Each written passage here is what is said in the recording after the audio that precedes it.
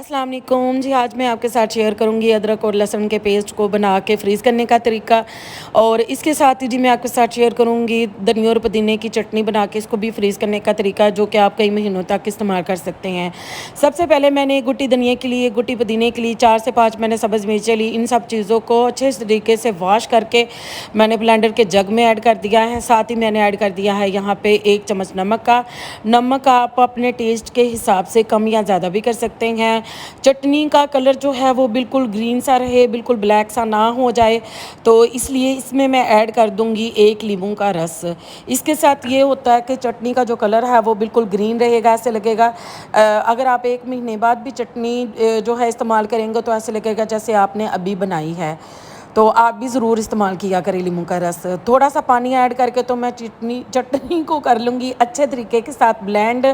तो ये वाली जो आइस ट्रे है ये हर के पास फ्रीज़र में ज़रूर मौजूद होती है।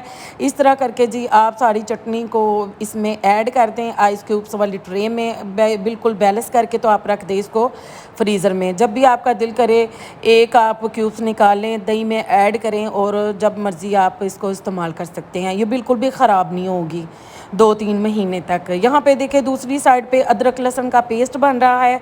थोड़ा सा मैंने अदरक ऐड किया, थोड़ा सा लहसुन ऐड किया, थोड़ा सा पानी ऐड किया। उतना पानी ऐड करना है जिसमें ये आसानी के साथ ब्लेंड हो जाए। ज़्यादा पानी ना पा लियो, मतलब पतला सारा तुसी पेस्ट बना लो। तो वो बाजी ने जी दसिया सी। यहाँ पे देखिए जी अच्छे तरीके के साथ आपने इस सारे पेस्ट को ब्लेंड करके तो मिक्स कर लेना है। और इस तरह के जार आपने लेके तो आपने इसमें इस तरह करके ऐड करके ऊपर से इनके ढकने बंद करके तो आपने रख लेना है फ्रीज़ करके। ये बिल्कुल भी 2-3 महीने तक ना ही इस पेस्ट का कलर ख़राब होगा, ना ही इसका टेस्ट ख़राब होगा। आप भी इस तरह बना के रख लिया करें।